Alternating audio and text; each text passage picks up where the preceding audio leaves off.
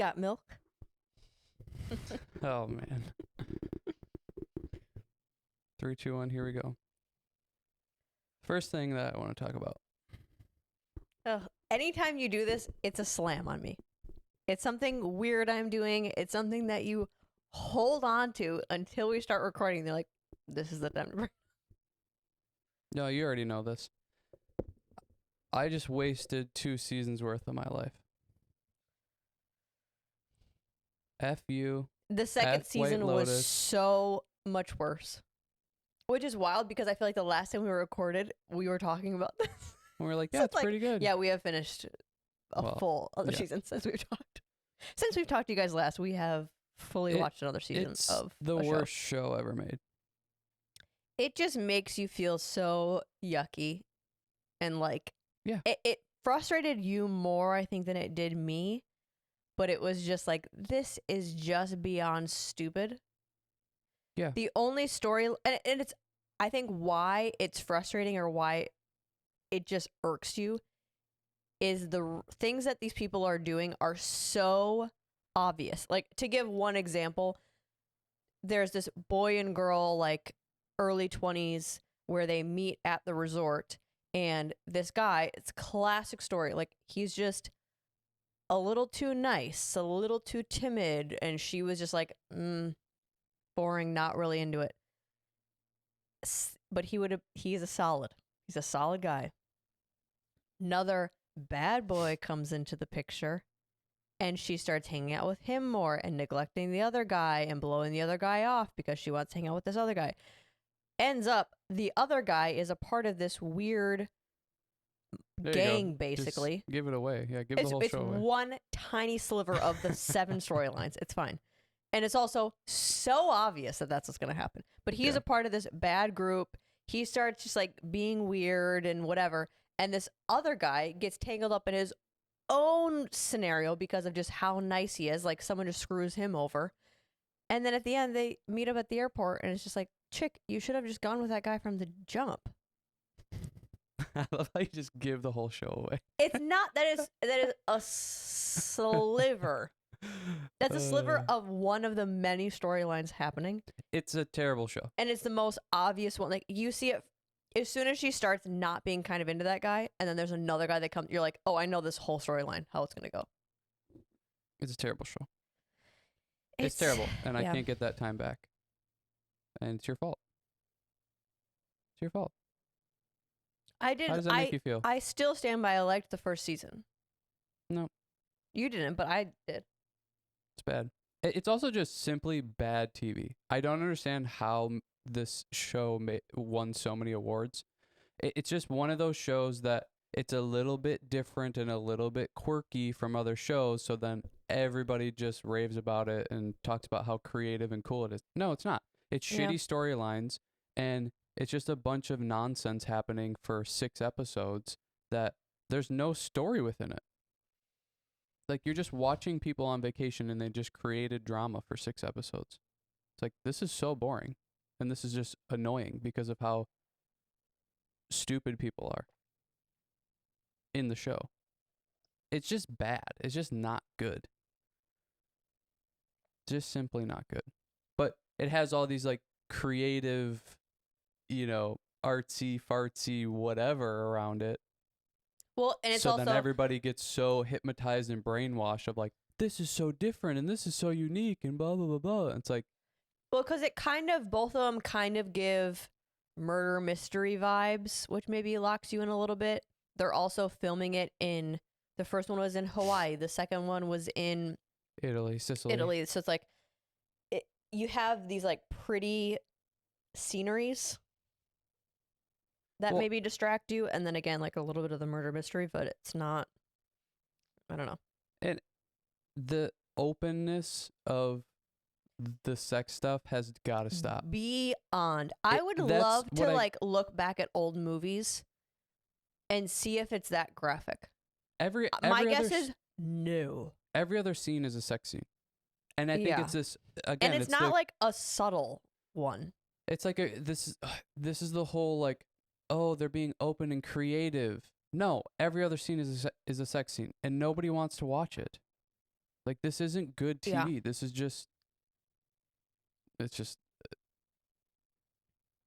the way that they use those scenes just to fill in time in the episodes. Yeah. It's just, that's all it is. And then, Well, it's filling time we're and all it's brainwashed of like, well, this is creative and like we're an open society now and it's all blah, blah, blah, blah. It's like, no, this is just bad TV. They don't know what else to write. yeah. Because it's not tastefully done at No. all. When every other scene is that. No. Yeah.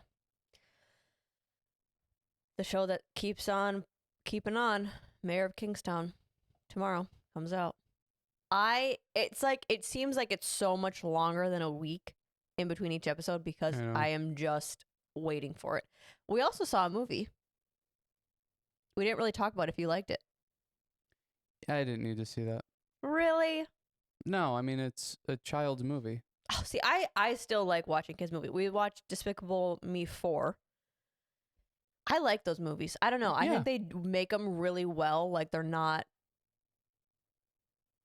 Like, you watch some kid shows and you're like, oh my gosh, the animation in this is for, obviously, a very young child that doesn't really appreciate or need any sort of crazy special effects. But I don't know. I like those. I think the storyline was a little lackluster, but I think the visuals are good. I like the characters. I like how they just make everything, I don't know, light and stuff. It is funny though how they don't focus on the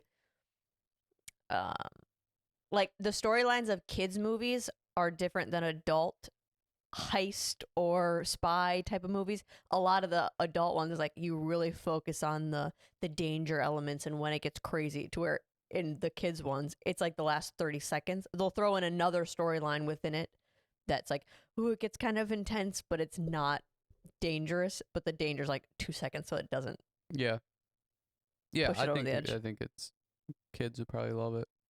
I also liked part of the storyline of the, well, I guess I can't give it away. You're just giving away every show, movie. Okay, well, I don't really think this is that major Hey, this of new an popular element. show, let me give it away for you. It's not this major of an element.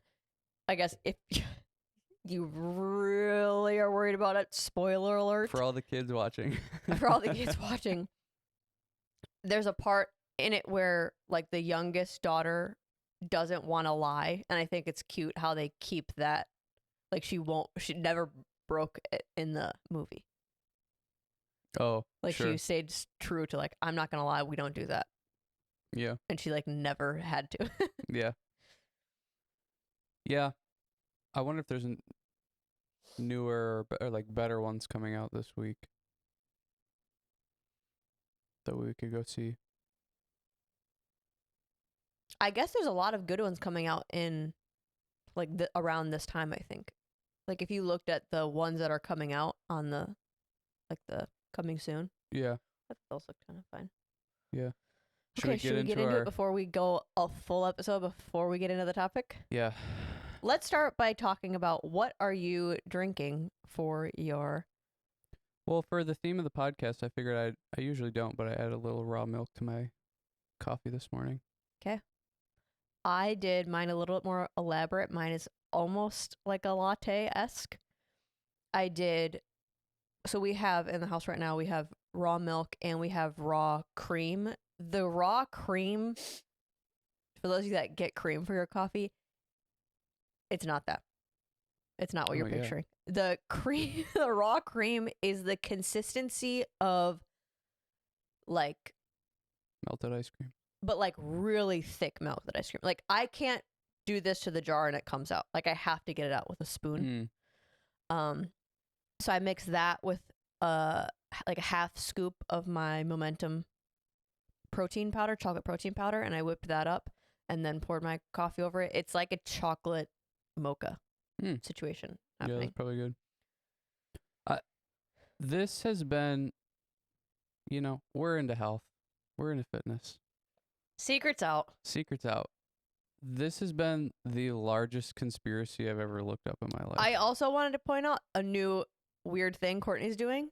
Hot water. I'm doing a glass of hot water 3 times a day. It's supposed to be great for detoxifying, great for the skin, great for energizing yourself. So just wanted to throw that out there. That's also what's in my glass. Okay, back to the conspiracy. Didn't you hear something about the hot water too, that it's helpful for like soothing the gut? Yeah. Like we have a lot of cold drinks all the time. I don't know how or why this would be the case. All I can think is they talk about how cold liquids, like your body has to bring it to room temperature or something like that, or whatever. I don't know, but that's kind of weird that hot drinks would, like the temperature of drinks. This is where it's just everything gets so nitty gritty. The temperature of your drink affects things. It's Well, just weird. How I heard this doctor talk about it was a lot of people that have gut issues are females. And when you think of their typical diet, they're the ones that are having the salads and the smoothies and the, like you said, the iced drinks. They're typically the ones that are doing the iced coffee, not the hot coffee. They're doing just the raw, all the time things that are just everything. I mean, it's simply everything is cold. Nothing is soothing your insides. I have been doing that where like you do a salad for lunch, I'm doing rice, I'm doing sweet potatoes, I'm doing eggs and protein and finding ways to just make everything a soothing comfort meal almost. And I haven't been bloated in a while. I'm getting a little bit of the digestion stuff right now with the milk, but we'll get into why that's happening.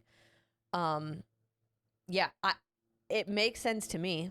It's like your insides are inflamed a little bit, so then you're wanting to kind of almost even just nervous system wise. I also think about it like you're in this heightened state, and I think females are living in that cortisol a lot of the time, that to just bring it down and let everything kind of settle and rest.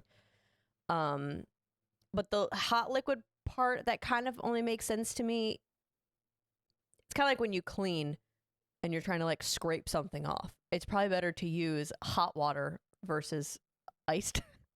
Sure. Just because it kind of like breaks things up. So I don't know if that's also happening in your system, if it's kind of just breaking things up. Yeah. I don't know. Well, and like you said, there's a weird correlation of women typically have the colder drinks, and they also typically have the bloating issue, which is kind of weird. I think colder drinks, it's their whole diet. Like, yeah, probably. Nothing is warm and comforting. We don't look for comfort. Yeah, that's weird. Back to our conspiracy.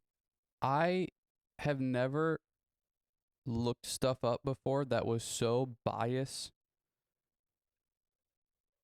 in my life. It's crazy how you look up, raw milk versus pasteurized milk, or even just simply if you type in raw milk, the stuff that comes up about it is it's so against it, which is very weird. That always makes me go like, okay, what's going on? Because especially like we were talking about this on the walk, the health industry, it's so weird how there will be 10 people that say don't do this, and then there's one person saying, nah, you should actually probably do it. And a lot of the time that one person is the one that's right, because the 10 people are just bought and paid for, or they're just going off of evidence-based whatever. And I think we tend to consider ourselves that way, as like, what is the evidence? What do the studies say? What does this say? But there's also a point where like there's no innovative thought then. Like this is my problem with doctors a lot of the time, is they only go off of the evidence. So if there isn't enough evidence for something or against something, it's dismissed and it's said to be something else, to where like anecdotal evidence isn't a thing. It can't be like, well, I actually feel way better. Like if you were to say that, I started drinking hot coffee and I don't bloat anymore versus cold coffee. You take that to a doctor or somebody who's evidence-based and be like, yeah, but that's not really like, there's no evidence to that. There's no science to that. It's like, okay, but that's the only thing I've switched. Well, and I think a lot of things of why it's hard to only come through that lens is when you also dive deeper into how things are studied. there is not a lot of attention that goes into a lot of things. So unless it stirs up enough of a fuss, there probably won't be studies on it. It doesn't mean that it's not true. It's just it hasn't been studied, nor will it, and nor will it be funded to study. Yeah, because and especially with this topic of the milk thing, there's such an industry around pasteurized milk that they're not going to allow or want any sort of evidence and studies to come out supporting raw milk over pasteurized milk, or even demonizing pasteurized milk.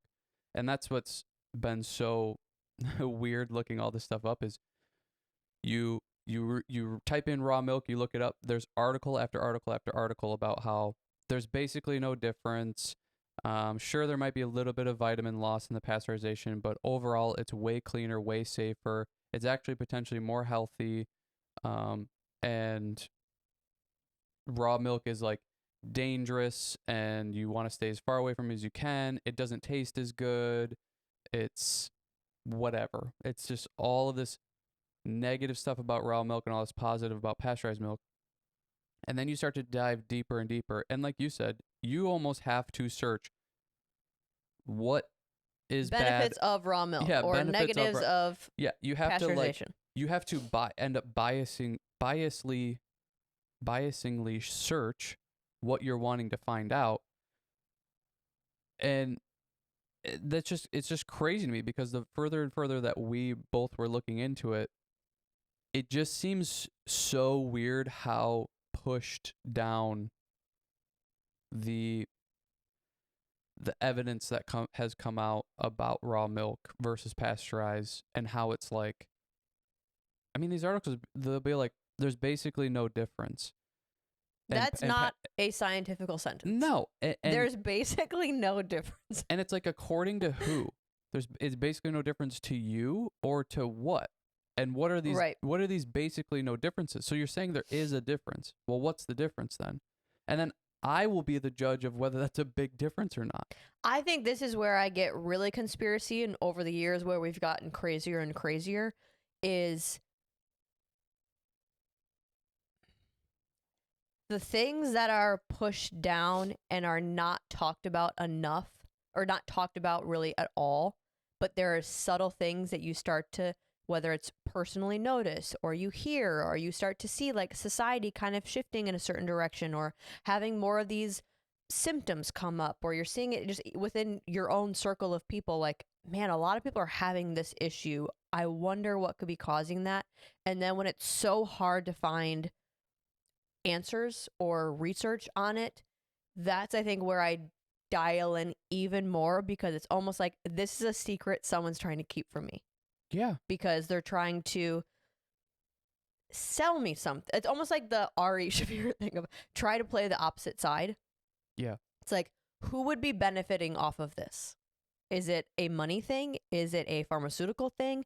Is it society something that we're trying to push and mold us to be in a certain direction? Like, I think of like the school system being that. Like, we don't question a lot of these things because they were built so long ago. We don't even know why they were built originally, which I think that's what I want you to get into, of why pasteurization even became about. And then we're not really going back to like the dance episode. Like, we're not really questioning it as time is evolving. We're just going, this is the system now. We're just going to keep rolling with wherever society is, which is probably convenience. It's cheap. It's something that mass amounts can be created. The school system, we're just trying to create worker bees that have no sort of autonomy or independence or creative thought. Yeah. That's like that was established for a reason back in the day. The same way that this was established for a reason back in the day, but it doesn't mean that, okay, in current times, that's still the best option. Right. That was the decision you made at that time, and that's just what we stuck with. It wasn't even that was the best decision we made. It was that was what we thought of and we went with. And this is the current state now. Mm-hmm. And I think you have a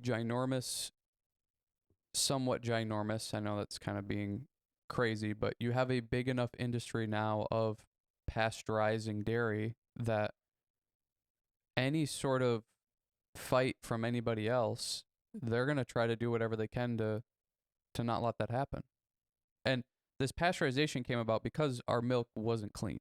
Like, people, I think it was in the late 1800s, 1890 or something, they started to pasteurize milk, or it was like 1910, something like that.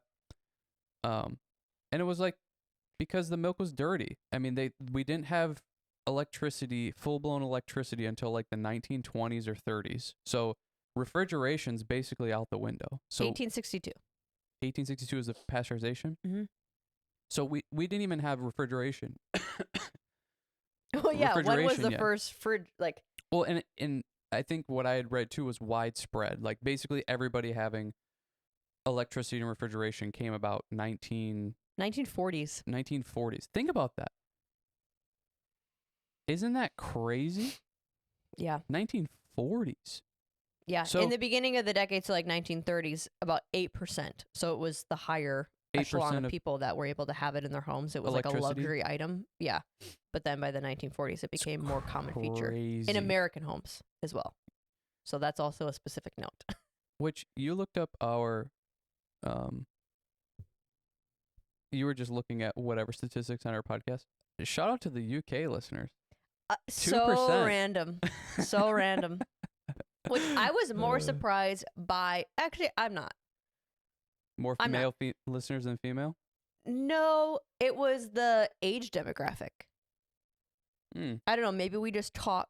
I don't know why I just assume like we're 26, so aren't we relating? But probably not. Like, I don't think we talk maybe about. I don't know. It seems like our data is showing us that we do better with the, what is it, like the word? We're Gen Z. So millennials. Millennials are hot with us. Millennials are hot for us. But so they didn't have refrigeration for the milk. So what they would do is in the morning they would take the cow's hooves and put it in the milk to cool it down, because the hooves of the cows were colder in the morning. So these cows have been standing in their own piss and shit for 8 to 10 hours overnight, and then you're milking them in the morning and then putting that's even if you clean them every day. Well, right. And back then it's like, I mean, you're talking at a time where sanitation just didn't exist. Like, right.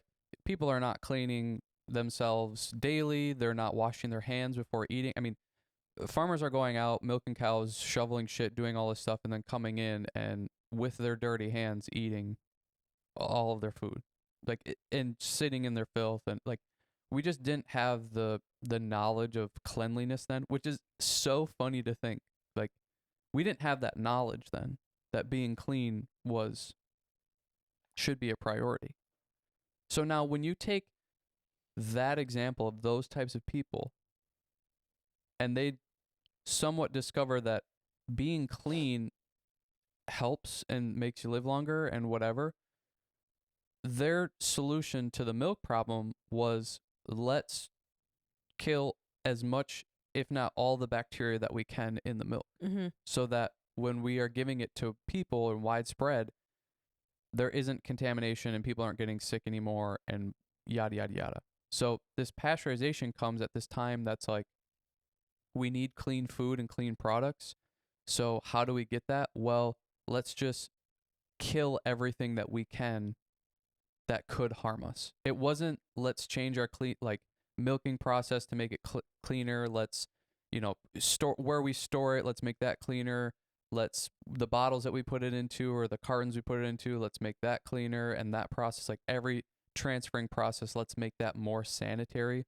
It was like, let's find a solution where we don't have to do anything but kill everything and make sure it doesn't harm anybody.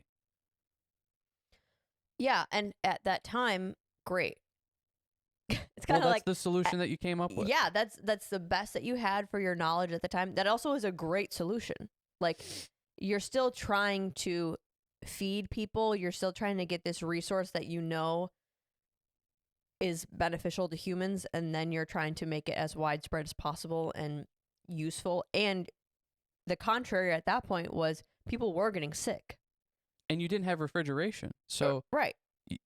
Yeah. Whatever milk you do get, like whatever profile it ends up being, is still going, at that time, is still going to be better than what they were experiencing. Than contaminated milk. Right. Yeah. Yeah.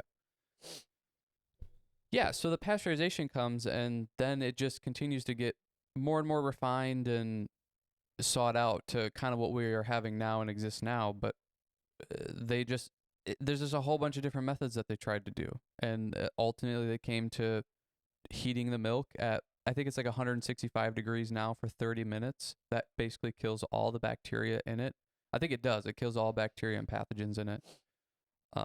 And along with some vitamins, some minerals, all the enzymes in it, more of the stuff that we would want. And can you break down, like, sort of who would care? Kind of that's happening. Like what is the benefit of having the bacteria in there? What's the benefit of having the enzymes in there? And maybe this is a common sense thing, but just to kind of dummy it down, because this to me is like, this is the selling point. This is the reason why you would be doing it. This is the reason why we have so many autoimmune issues. This is the reason why we have the intolerance, which is basically just an allergic reaction. But like, to me, that it's not a dairy is bad. It's, this is why dairy is bad. Yeah, totally. Yeah. Raw dairy isn't bad. It's what we have in stores now that's not working for us. And somebody that I read and listened to, Mark McAfee, his whole life is about raw dairy products and making that more well known and pushing it and all that kind of stuff. He has so much information just about the bacteria part of it and the enzyme part of it, that when you're pasteurizing the milk, you're killing off all the bacteria, all the enzymes in the milk. Starting with those things, milk digests itself because of the prebiotics, probiotics, and postbiotics in it and the bacteria that's in it. So you're killing all of that off. Now you don't have these factors in your milk to help you digest the milk, which is now starting to be why, not starting, it probably has been for a long time since we've been pasteurizing, why people have such a problem with dairy. I don't know if there's the lactose intolerant part of it. You could say there's not a ton of evidence to show that if you drink raw milk, you'll get rid of the lactose intolerance. But well, that's partially a longer stemmed, like, us being lactose intolerant is because of the pasteurized milk. Is because we started, drinking that so early on. And for maybe some people, they're not breastfed, so they're getting that right out of the gate. So your gut is forming to not be able to digest lactose. Well, and one of the big... Like, we're born being able to digest that. And I don't remember if it's... I think it's an enzyme in raw milk. Lactase is the big one that you want. That helps you digest the milk. And that is completely killed off. There's two major ones that are killed off. Lactase, and then it's some...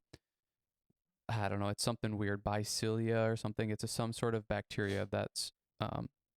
like they talk about the good bacteria. That's a really helpful one in helping you break down the milk to help you digest, but it also is helpful for fighting against any of the bad bacteria that is coming in or pathogens that it's coming in through the milk as well. So that's one of the things that you look up and you see with raw milk is it's super harmful, it's super dangerous, because if you have pathogens in the milk, or if you have, raw milk naturally has bacteria that could make you sick or whatever. But what they don't tell you is, but they have a slew of good bacteria, healthy bacteria, and digestive enzymes that help you fight those pathogens and bad bacteria. And so much of this bacteria helps you coat your gut flora and gives a healthy colon and all this good stuff, to where the pasteurized milk has none of that. So you have one source that is arming you against pathogens and bad bacteria, and then you have a different source that isn't arming you, but maybe doesn't have that um, bacteria or pathogens in it. This is where you start to go, okay, well, the pasteurized, I can just avoid the problem then. Great, but how many of you have digestive issues now because of drinking milk, the pasteurized milk? You can't digest it. It doesn't work. And so many of the vitamins and minerals, they talk about them becoming denatured when it's pasteurized. And from my understanding, that means that they're basically not able to be absorbed as well. So they're kind of just flushing through your system in a way, but it's going to cause some upset stomach and whatever. The it's like it's lactose going to put up a intolerant. fight along the way that it's passing through. Because what also is happening with the pasteurization is the cells that are in the milk, they get blown apart, and now all of the contents in the cell, so like the vitamins, the minerals, the enzyme, well, there's no enzymes after pasteurization, it's burned out, but these cells get opened up, and now you have kind of your body sees it as foreign objects in your system, basically. And this is where a lot of the bloating and the digestive problems come from, is your body is actually seeing it as an allergic response. So it's trying to go in and help take care of this allergic reaction, quote unquote. With raw milk, that process isn't happening. These cells are staying intact. You're consuming them. They have all the digestive enzymes, the bacteria, all the stuff that we already talked about that helps you digest the milk in it, and together, which also kind of goes into the homogenized part of the conversation, but they stay intact and your body's able to digest it, and it goes through and everything's great and dandy and you're getting fulfilled. This stuff you can't find this stuff. Like, this is what's so frustrating about this conversation is you go look up just articles or random things about milk and pasteurized milk, you try to find, it's so difficult to find it. I mean, we've spent a week now looking this stuff up, and it's like you have to go into the underground world to find any of this information, because clearly it seems like somebody doesn't want you to know any of this about raw milk or pasteurized milk. Even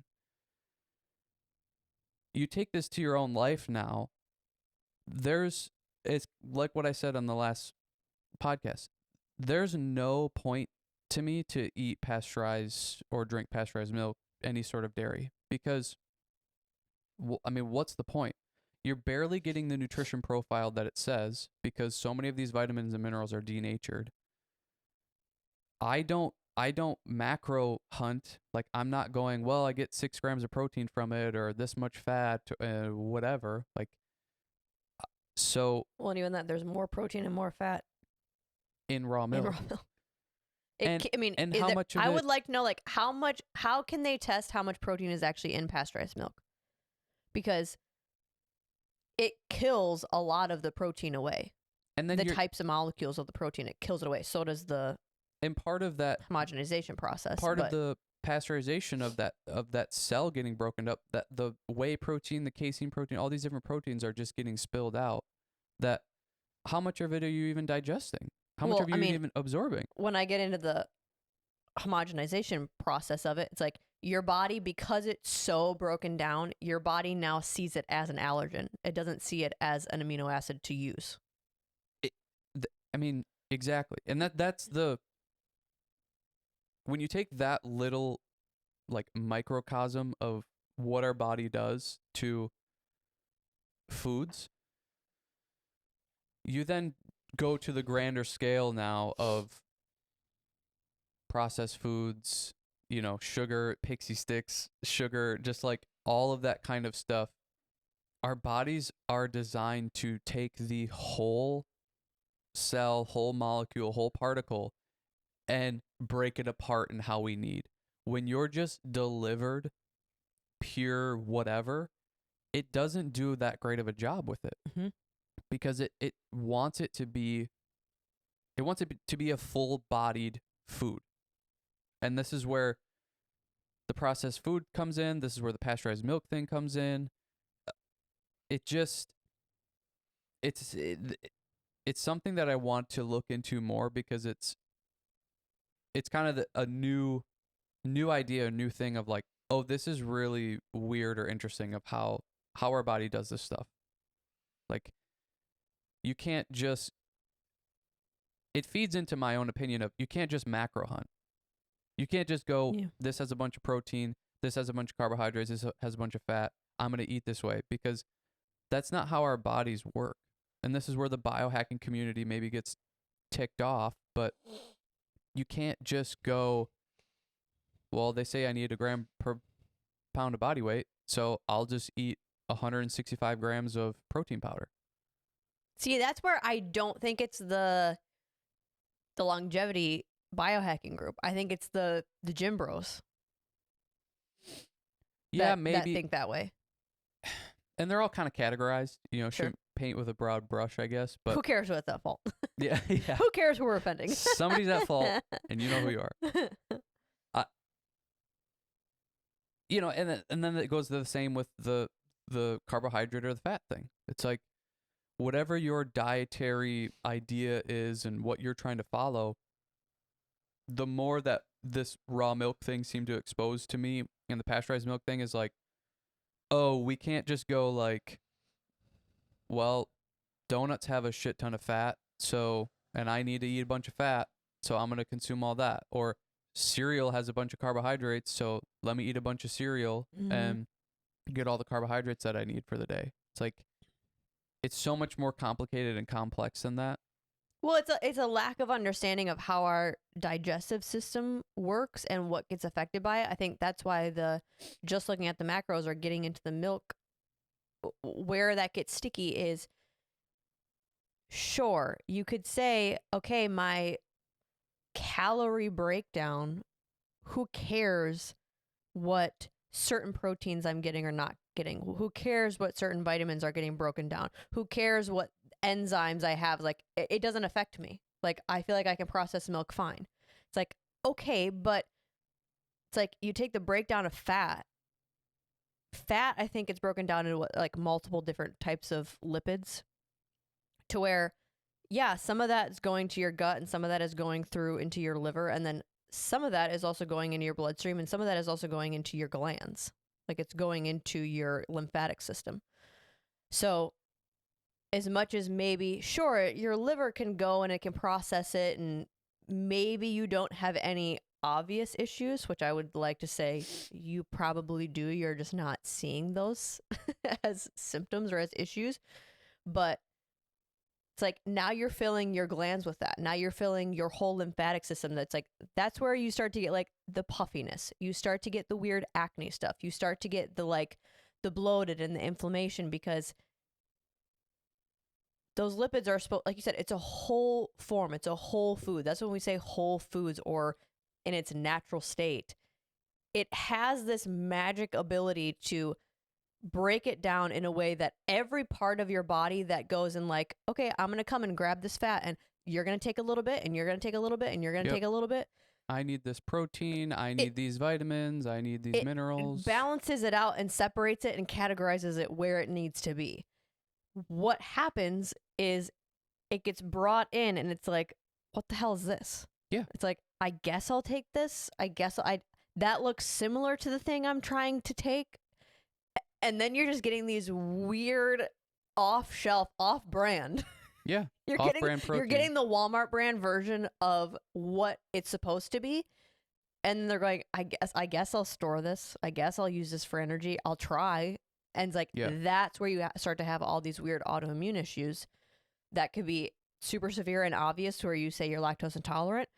Or it could be very small things that you don't really even recognize, but it's still a small dose poison in a way.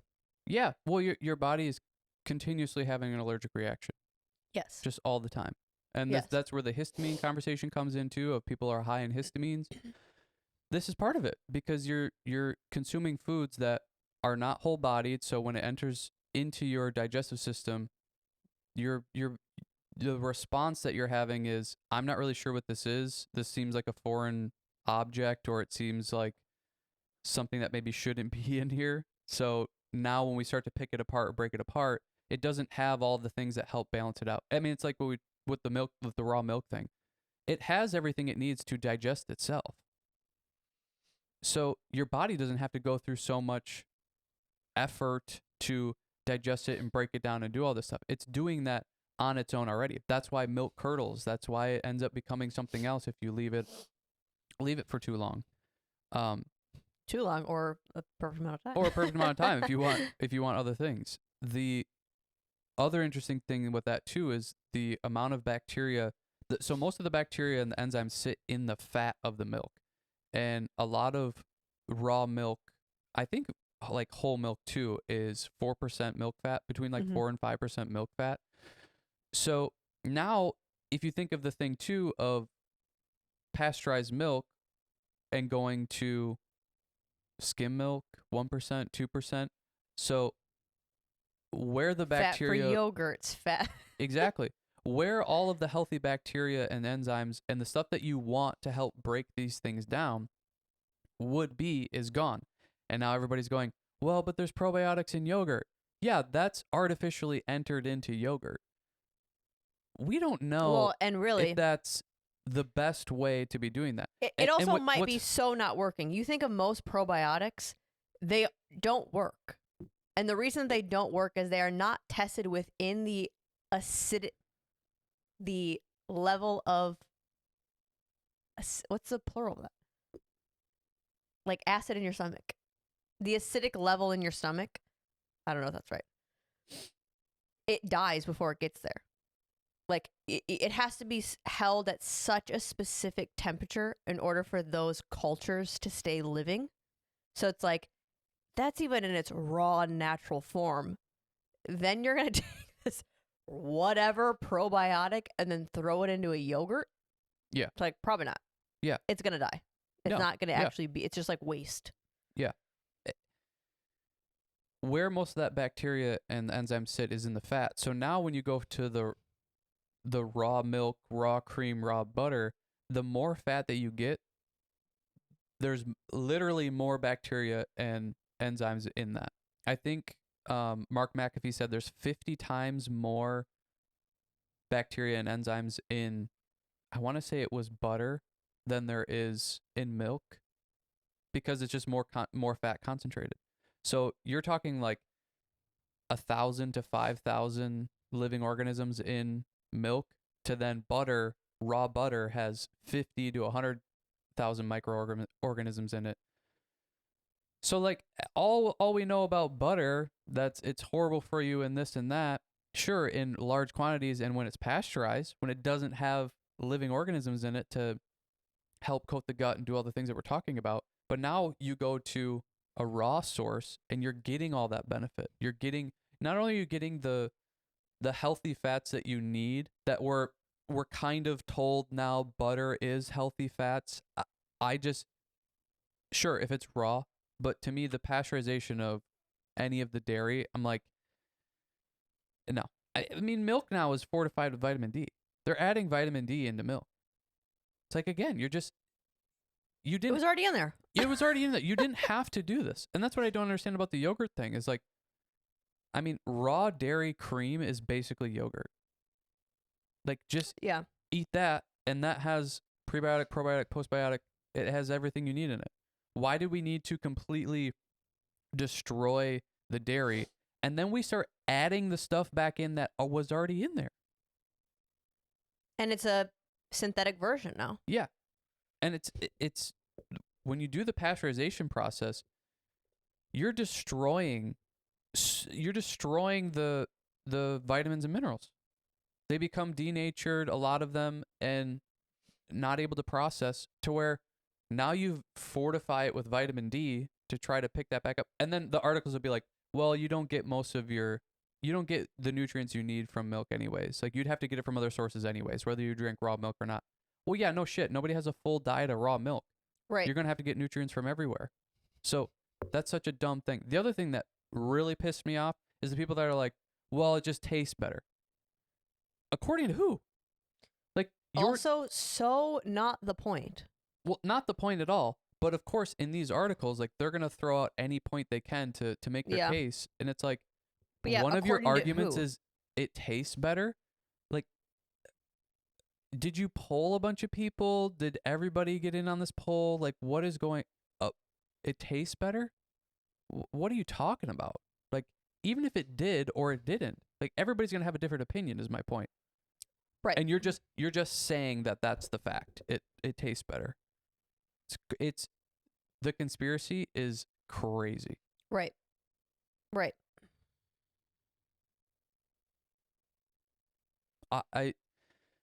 I was already leaning towards it because naturally I lean towards the untouched, unprocessed, filtered items.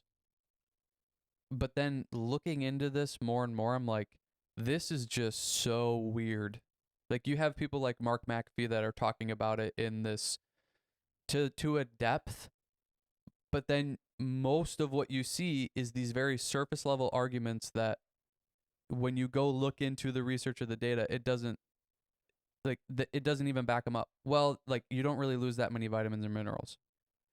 Okay, sure, what's actively there is maybe not that much less, which even still it's like it kind It's of is still a lot. less. It kind of is a lot less. But you can't even digest these things. They're not even Right. really bioavailable because they're so destroyed.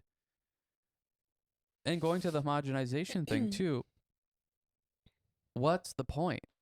Well, I'll tell you what the point was. So just going back, pasteurization started in 1862. Homogenization didn't start till 1899, which started in France, so at least we didn't fuck that one up. But The French. this is what really is bonkers to me with this part of it. Like, at least the idea of pasteurizing was for a benefit in the beginning of you're trying to make it safer. Yeah. Like, yeah. You're doing what you can to make the food safer. Like I get that. there was an issue that they were trying to fix and they were trying to make it safer. Got it. I get the original culprit. The homogenizing process, and that's also where I'm reading articles even from like organic farms, and they're still saying like it doesn't do anything. False. That's just like, okay, so what basically happens when you homogenize milk is it's pressure pushed through nozzles and tubes to thin out and basically break up all the particles and the fatty acids so that they don't then mix. Or So sorry, that they mix. do mix and they don't separate. Yeah. If you get raw milk, it just like you would if you juiced at home and the pulp will separate from the liquid, or water and oil, it'll separate. Natural peanut butter, the oil will rise to the top. That's what happens with milk. It's literally the cream rises to the top. Yeah, that's what I'm saying there. The cream rises to the top. Which is also interesting too, like that saying is a positive reference. Is a positive reference when we think about the cream is the thing that you want, which is also true Right. in milk. Like Right. that is where all of the good stuff is. So you're breaking down the particles so that they stay separated. The only reason that this was created was this is the start of the convenience culture. Before even 1900s. In 1899. This is the birthplace. Yeah. Was homogenized milk. It was just so that people at home didn't need to shake their milk Before they poured it. before they poured it. Unreal. That is it. And it's also to make it look aesthetically a little bit more pleasing of having it be white. Yeah, it makes and it that's whiter. What's beyond it. And I pulled up this one that I read yesterday because it's just like, not how. How can you have both of these be true? It says, homogenized milk has no effect on the milk's composition.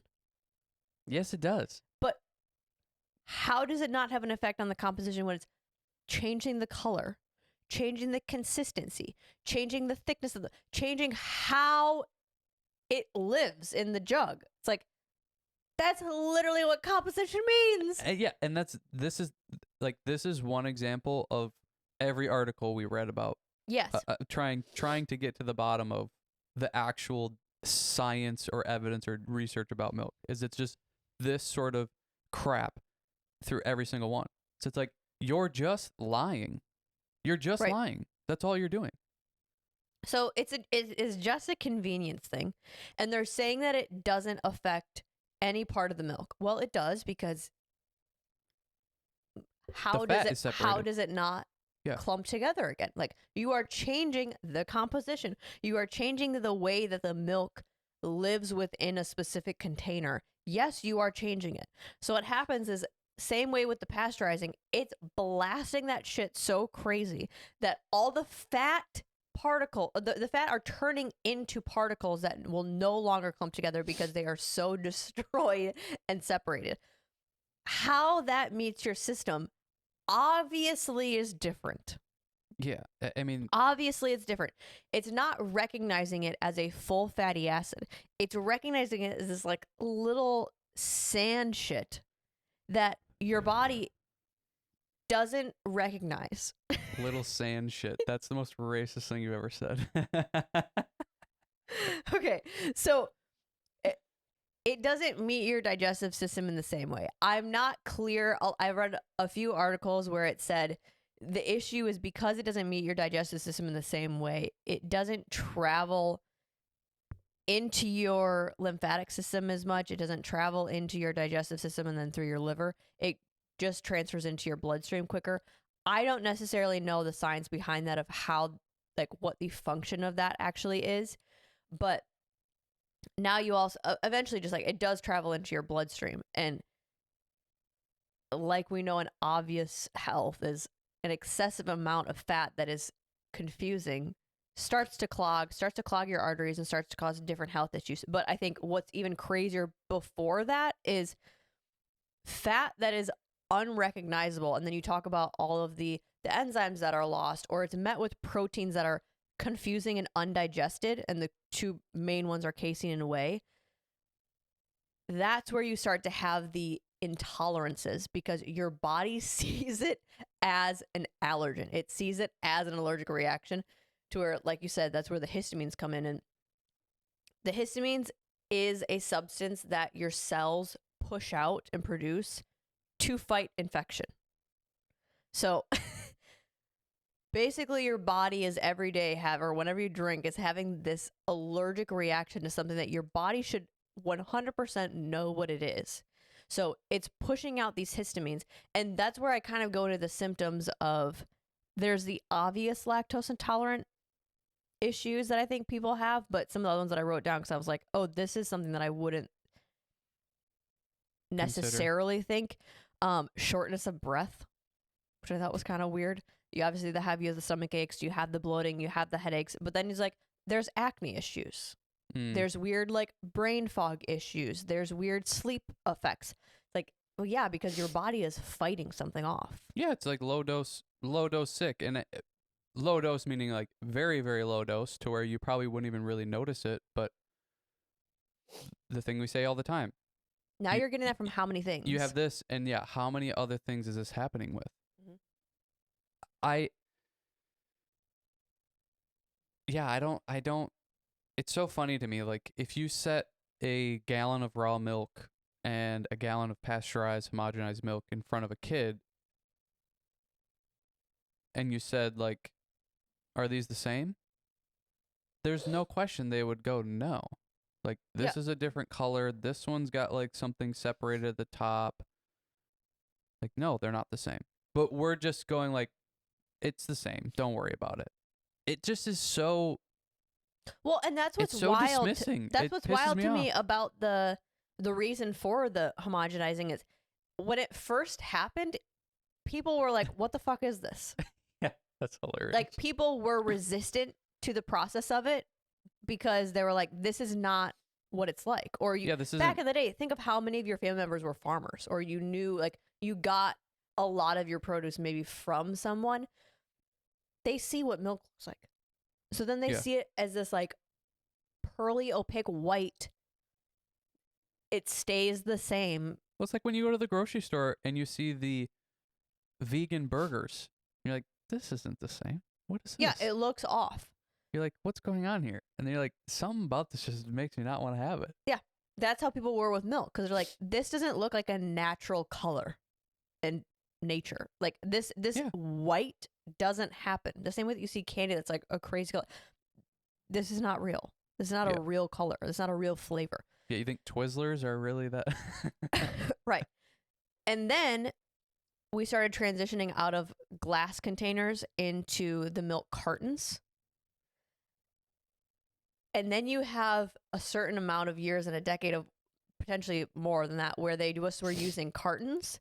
So then you have this whole age demographic where they grew up with the cartons of milk and they didn't even know what it looked like or what the difference. So then when they start rolling it out again in the plastic jugs of what we know now, that's just what they know milk to look like. Yeah. So there's no questioning it. Now they see the separation one and they're like, what is that? That's gross to them. What's going Right. on there? Yeah. And also, like, raw milk tends to have, like, almost like a yellow, It's like an off-white. like a off-white kind of color. I would say it's like a light color of a nutmeg. Not a nutmeg. What's the Christmassy eggnog? Eggnog. It kind of has Yeah. that coloring, maybe a little bit whiter More than that. white than that, but yeah. Like that sort of hue. Yeah. Which again, it's like, there's a conspiracy about that. Like, you're going to cartons now? Like, Instead of glass, yeah. Are you actually trying to get people to not remember what milk looks like? And then you switch it back out later on to plastic jugs? It's just, I'm sure it was just more of a money thing. Like they probably probably. figured out it was cheaper to do. But it's just the whole thing is just so weird. It's so weird. And I don't know, you go to, I don't know, there's something about the industry just not wanting the raw milk thing to come back or happen. It's very odd. Like, raw milk is illegal in so many states. And like, I don't remember if there is one. I think actually Iowa like just passed it recently that it's legal to purchase and consume. But it's like the raw milk that we get from the grocery store, they have to label it as not for human consumption. Otherwise, there's like the legality part of it. Like, there's so many states that have it. I think most states have it illegal. If not, they have it. You have to label it as not for human consumption. And because of the what they say the dangers of raw milk is, which is also hilarious. That's probably the sticking point for a lot of people. Is they're scared of the dangers of it. Raw milk now has to go through so many standards and practices in order to go on the shelf that it's arguably safer than what pasteurized milk will be. And Well, that's even think something of that, like farming now. It's like they're cleaning their animals. They're cleaning their stable. Like the places that are actually producing a product off of their animals and land, like livestock, like you worked on a farm. There's protocols put in place to also keep the animals safe as well. Totally. Well, and like, if you're still going to be worried about it, I mean, think about the food that you consume now. Like, you probably eat chicken.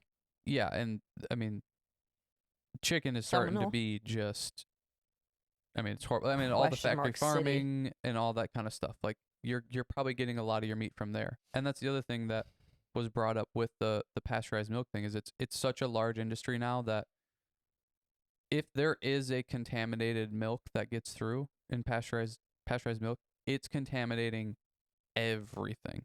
Like, it's on such a, I guess what I'm trying to say is it's such on a large scale. Yeah, and mass produced that it's like when E. coli gets into lettuce or something like that. Like, it's on such a large scale because of it being such an industry and in a business that there's an argument for raw milk being safer even just in that way. Is it most of it's probably getting sourced locally, and who it would affect is a much smaller scale. But the dangers that come with it, so supposedly, is the pathogens in the milk and the bad bacteria in it. Which again, we already outlined how the good bacteria outweighs the bad, and the pathogens, again, it's sourced so clean now because of all the restrictions on raw milk. And that's why it tends to be more expensive too, because of all of the standards and practices that they have to go through in order to and eventually end up selling it. And that would be my suggestion for people, is if it's not legal in your state, which I also would say you maybe just need to look a little bit deeper, because I don't think it's legalized here either, but we find it. Well, they can sell it if it says not for human consumption on it. Okay. If they have a label on it. Okay. So you'll have states that it's completely illegal. You'll have like kind of that in between. It has to be marked as not for human consumption, which it's still just, it's raw milk. You don't have to, it'll say on there like for animal use only. Yeah, for animal use only.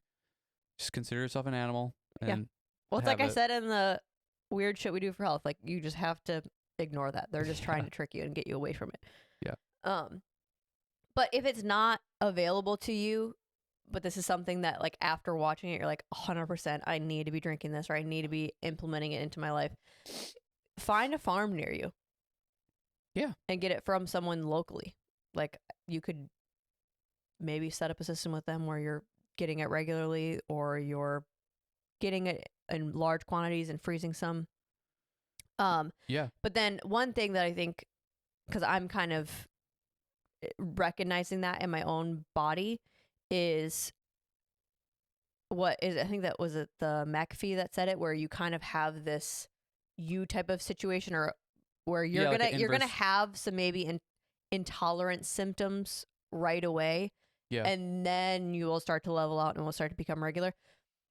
That's not crazy or weird. That happens also when you take new vitamins, or especially probiotics. Like, it's so shocking to your system, because it's like an overload of vitamins. It's an overload of enzymes. Like, that healthy bacteria, your gut needs to get re-regulated, and it also needs to like reform a new homeostasis. Well, a lot of people have this problem even just with fiber. They start to increase their fiber. Like, we don't have beets that often, but whenever we do, like, I have to have a smaller portion than I typically do, because your body responds so crazy to it. It responds so crazy to it, and it's just like, oh, you're just like overloading too much, to where just build it up over time.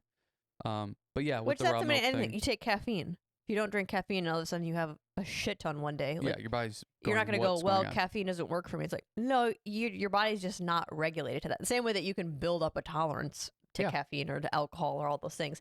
Yeah. You have to build up a tolerance to vitamins and minerals and probiotics. Yeah. I wanted to go, unless you had something else, I wanted to go into a shock. I also didn't say, and this is going to lead me into the next thing. I am drinking milk, but I also put milk on my face today. Well. So I like finding alternative benefits to the things that we consume or do, or just like try to find the unbeaten path of why we do those besides the obvious. No. So I want to talk about some benefits that raw milk, only raw milk specifically, or cream, I guess, but I'm starting with the milk because the fat profile in cream might be a little intense. I dare you to do raw butter. I mean, that's a new kind of big thing in a big city, big dreams. I would say like a specific group of people. It's not like the hippie culture, but it's more the higher end, maybe 1% of the, like, rich people do this. I'll just say that, where they're using kefir for skincare, and also using beef tallow. That's a huge thing for gross, right? Skincare right now. It's really gross though, huh? But benefits to using milk for your skin are ways that you can do it. How I've been doing it is more as a toner. So I'm putting it on, letting it rest for 10 to 15 minutes, and then washing it off. Reasoning for that is because of the dense amount of the fatty acids within the raw milk. That's where you might have the skin brightening effect, the tightening, the closing of the pores, because your skin is just absorbing all of the fat, and it's also the antibacterial aspect of it. But so I have hydration and for moisturizing. Like, you can use it mixing it in with other things. You could spray it just straight. You could mix it in with your already moisturizer, I would prefer to not. I would probably just use it on its own. But because of the dense vitamins and minerals, you'll have that. Anti-aging. This is what I thought was interesting. It's so rich in A, D, and E, which are skin vitamins, I guess, if you would label them as that. I do. And antioxidants. So it helps protect your skin from damage. Like, you think of like the free radicals, that's what kind of causes skin to age, is the damaging of the cells. Milk kind of brings life back into those cells and keeps them healthy. And obviously, damaging of cells, damaging of collagen, all of that is what just strips the health away from your skin, and that's where the wrinkles start to happening. That's where the discoloration starts to happen. The acne fighting, that kind of makes sense more with just the antibacterial stuff. Like, acne is internally, it's a hormone issue, but topically, it's just you got a bunch of gunk on your face. Yeah, like bacteria and dead skin. And going into the dead skin, it can also be an exfoliant because of the fatty acids. It's not a obvious scrub type of. It's kind of, I see it as the same thing as like a fruit enzyme. Fruit enzymes are also good for an exfoliant. This is good because of the fatty acids. It kind of breaks down that dead skin and then it washes away.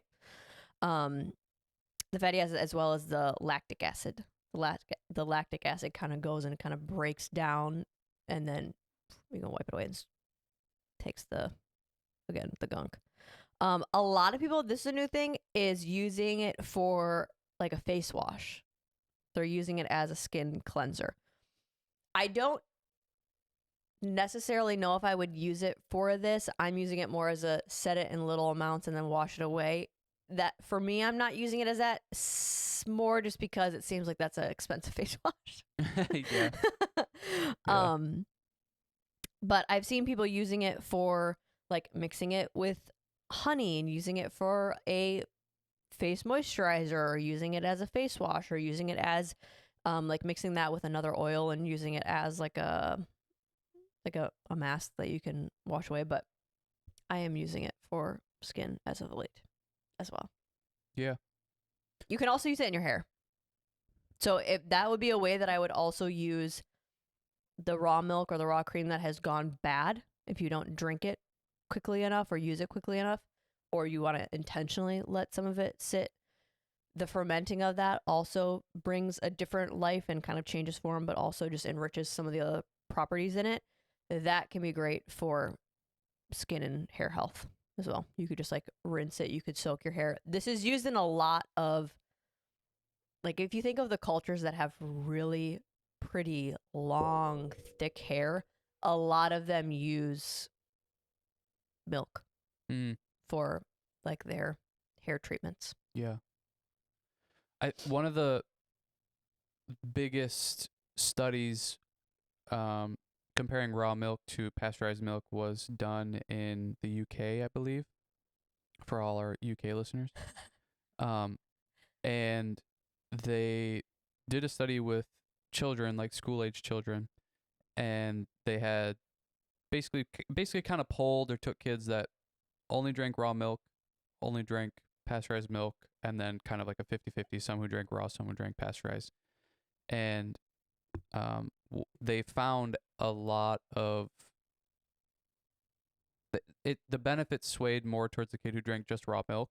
And what kind of came out originally with that was, well, they also live on farms and they're having kind of this farm effect and the benefits of all like living on a farm and being in nature and all that kind of stuff. But I think they either went back and like researched that, or it was just done within that research where they went back through the data and was like, well, actually a lot of these kids are going to school and don't live on a farm that are drinking just straight raw milk. So well, I think they did the study. I think I read, or you talked to me about that. I think they redid the study with, like, they kept the farm kids and they kept their data, and then they ran an equal amount of kids that live like in the dense populated city areas, area, suburbs, all that kind of stuff. And what they found was kids who drank just strictly raw milk had lower asthma, lower infections, lower fever, and by like a significant percentage decrease compared to kids who drank pasteurized milk. So that's probably the biggest, best study done for Affecting humans. affecting humans and like pro raw milk. And again, it just goes into like what we've been talking about of it's like allergic reaction type of thing. Like and sickness and infections and all that kind of stuff. Like the you're arming yourself against regular things that are going to come about. Fevers, infections, just whatever. Allergies was another one. It helped reduce, or the kids who consumed raw milk only were significantly less symptoms of all that. The asthma thing was super drastic, which I thought was really weird. Well, I mean, you think of, that's why I thought it was crazy with like the shortness of breath. You think of an allergic reaction, like it typically affects your air passageways because it's such the constriction and your body is trying to either get rid of it, or it's such a intense inflammatory response that like your pathways are literally getting inflamed and tightening up. It's the same thing that happens with your like your blood vessels. Like when there's a break in it or there's an issue with it, it starts to constrict because it doesn't want to cause more damage to the tissues, so it's starting to like tighten up so that less of the bad stuff gets into it. Yeah, I mean, a lot of the research isn't there. I think this is just one of those things you have to use. I don't want to say common sense, but like, which way would be better? Yeah, more probiotics or less? Probably more. Good bacteria that helps your gut and helps your system, or no bacteria? More vitamins or less vitamins? Well, and that's where I think that's what's so hard about picking or looking into it is all these things are just lying to you. Like it's just full of nonsense, know? But I think, like you said, kind of using the common sense thing, or even looking at, what we did in the past to try to solve this problem.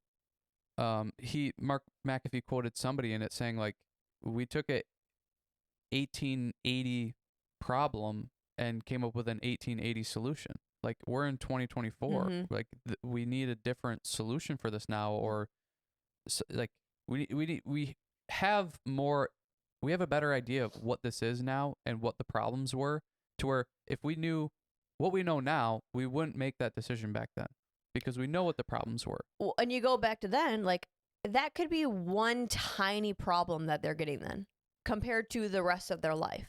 To where that's one thing I read in one of my articles was they're kind of saying, yeah, it's not better than raw milk, but when you consider the benefits of milk, period, it's not that bad.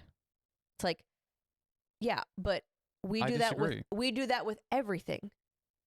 Oh, kind of totally. saying like, yeah, you'll still have some vitamins, but a little bit less. You'll still have this, but it's a little bit that. It's like, yeah, but we do that with everything. So now you take the small dose poison that we have in everything, in all of our foods and all of our chemicals that are around us and all of the cleaning supplies and shit we use for health and beauty, like all of that stuff, it's compounding into one larger issue. So I don't think we can go through the lens anymore in current day of, well, it's not that bad. It's just a little bit. It's like, yeah, but it's the same way with diet. You eat something shitty every day. Yeah, you're maybe only having, sugar in your coffee every other day.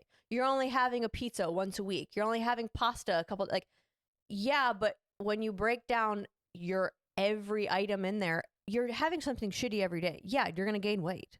Yeah, like 20 ends up being 15-20% of your diet is actually not great. Right. It's like, but you're doing a little bit every day. Right. Well, that compounds. It's not like your body resets every day. The same way with all this stuff. Your body doesn't reset. It remembers from yesterday. Yeah. So I don't think we can look, if that ever says something in an article like that, I'm like, no. Like we can't be thinking that way anymore because we are overloading ourselves with these small doses of everything that we're not ever getting a reset, or majority of the things that we consume and the things that we are around have that, to where back in the day that was a tiny thing. Oh, when you think of the ratio of the rest of their life and what they're consuming and what they're around. Yeah, well, and it was probably major solution to like to get rid of the harm of that. Mm-hmm. It's like the But vitamins. Yeah, you have a lack of vitamins and you're not going to be able to get it all from milk. Yeah, I get that. But their diet before was also vitamin rich as heck because they're getting things and they're not processing it. They're not having it be weeks from when it was picked to when you're eating it. Yeah. Like they're outside, they're getting vitamin D from the sun. Like Yep. their lifestyle is so much richer and deeper that we are not in that state anymore. No. So we can't be lackluster with the density of our food and the things that are, you know, kind of around us and we're consuming. Well, and that's what I continue to find throughout all of this was like there's not that big of a difference, or you don't even lose that many vitamins and minerals. That's not even the point to me. The major point is you're killing all of the bacteria and the enzymes. That's kind of the whole point of the milk. Mm-hmm. And you're completely getting rid of that. It's like the vitamins and minerals, I can take a multivitamin, or I can take whatever else to get that. I can eat other foods to get that. The part of the milk that is the most important, that's the part you're killing off. It's like I don't know, it's like having sauerkraut that's not live. It's like having the what you call it? The kombucha and not having the live microorganisms in it. It's Yeah, like you're just that's drinking just like sugar juice. Yeah. You're Sugar water. completely taking the point out of it. And again, going back to the example we use all the time of apples being, okay, 26 grams of sugar in this apple. That is completely different than 26 grams of candy. Like, there's things in the apple that help you digest the sugar and help you break down the sugar. And even that, then you take away the peel. You Now take some element or you adjust that thing to where it's not in its natural form. And natural form is How it with came. no humans touching it or doing anything. Yeah. It's like its natural form. The fiber that you get from a skin of an apple helps you be able to digest the sugar that's in the inside. Yeah. Yeah. It's like it's a balancing act. It is in perfect balanced form for you. This is how it was grown, how it came. This is how it should be consumed. It Yeah. shouldn't be altered with. And that's this whole dairy conversation is it's so horribly altered. Even if, there was a argument that said like maybe even just doing homogenized milk and not pasteurized. And even to that, I'm like, why mess with it? So my milk is white? Like, Right. I don't care about that. That the damages that could be causing is not worth consuming. And I think that's my major point with it too, is like, even if you don't want to do raw milk or raw dairy at all, like I would just suggest don't do dairy, period, because it's going to cause more harm than it is going to cause positive. You're getting something that's heavily processed, and it's not comparable or comparison to, Oreos and whatever. Probably it's still better than that, but it's so heavily processed, and the stuff that you're getting from it is not in its best form, and you're probably not even absorbing all of it or as much as it that would make it useful anyways. Well, and you're probably inflaming your system and causing your gut to be an issue to where now it's not just the milk, it's all the things that you are consuming. You're not getting the nutritional benefit because your gut isn't working properly. Yeah. That I would say just get rid of it. Get rid of the pasteurized everything, and whether you want to go to raw, do that. If you don't, I still think getting rid of the dairy thing is a good choice. It's a better choice than consuming it. It's not worth having. Yeah. Feel good. The raw milk conspiracy. It's a big one. It is a big one. Big milk. Big milk. Big milk's got us. Big pasteurized milk. Oh, we don't know what we're talking about next week. Oh, we don't. We're not able to give them a sneaky peek. Oh, yeah. Well, sorry. It's going to be rogue. Oh, crazy. It's a mystery episode. But please come and listen. And thank you for listening to us rant about milk. Classic us. Hey, we're crazy. You know? Yep. Just sit into it. We're crazy people. All right. Okay. See you Bye. later.